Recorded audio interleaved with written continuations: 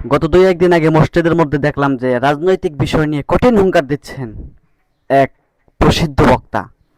আমি এখান থেকে বোর্ডে বাহ্যিক দৃষ্টিতে ফেল করছি। আমার আরেকটা দাবি, তারেক রহমান সাহেব প্রধানমন্ত্রী, এটাতে পাস করছি না ফেল করছি? যে এখন দেশের প্রধানমন্ত্রী হয়েছে কেডা? তারেক রহমান সাহেব। সরাইল আশুগঞ্জটা বাদ দিয়া,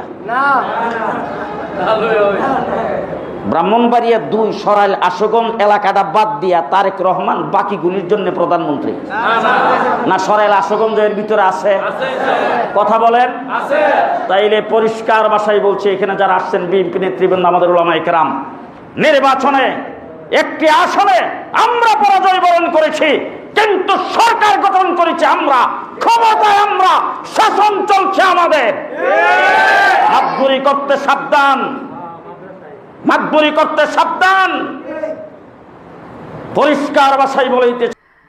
আরে ভাই, আপনি ভোটে জয়যুক্ত হতে পারেননি, ভালো কথা, আপনি চুপ থাকেন। আপনাকে মানুষ চায় না, জনগণ চায় না, আপনার প্রতি জনগণের টান নাই, এই জন্য আপনাকে মানুষ ভোট দেয় না।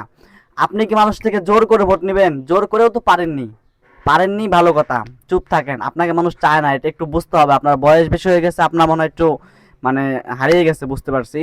সেই হিসাবে আপনি একটু চুপ থাকেন। মসজিদের মধ্যে যেভাবে রাজনৈতিক আলোচনা করতেছেন, যেভাবে মানে কাজকর্মগুলো করতেছেন, এগুলো আসলে মসজিদের সাথে বেয়াদবি এবং আদবের সাথে খেলাফ, এবং আপনি মানুষের সাথে অন্তত বেয়াদবি করতেছেন। আপনি মসজিদের মধ্যে যে হুঙ্কার দিতেছেন যে কিভাবে ভোটে যুক্ত হয়েছেন তাও জানি, কিভাবে ভোটে যুক্ত হয়েছেন তাও জানি।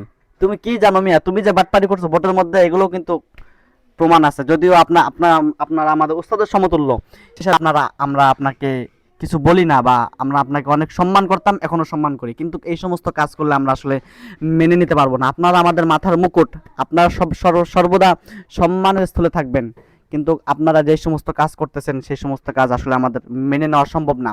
আপনি ভোটের মধ্যে হেরে গেছেন, জয়যুক্ত হতে পারেননি, এরপরও আপনি সেই শপথ গ্রহণের দিন সবার প্রথমে গেছেন তারেক রহমানের সাথে দেখা করার জন্য। তারেক রহমানের সাথে দেখা করার পরে কি করলেন? বসার জন্য একটা সিট পাইলেন না মিয়া। পরে এই শপথ অনুষ্ঠানে আপনারা পরে খাড়া হয়েছিলেন, আপনারা জমিয়তের কয়েকটা ওলামায় চাটিয়ারা ওখানে দাঁড়া হয়েছিল, আমরা অবশ্য দেখছি। তবুও আমি ব্যক্তিগতভাবে আপনার এইগুলো নিয়ে কোনো মতামত করিনি, ইনশাআল্লাহ এগুলো করবো না। তবে যে সমস্ত কাজগুলো করতে মসজিদের মধ্যে যা কিছু করলেন, ঠিক করে চিল্লাইতেছে আপনার কিছু পাবলিক, আসলে এগুলো ঠিক না। মসজিদের মধ্যে এই রাজনৈতিক কথাবার্তা বলা ঠিক না।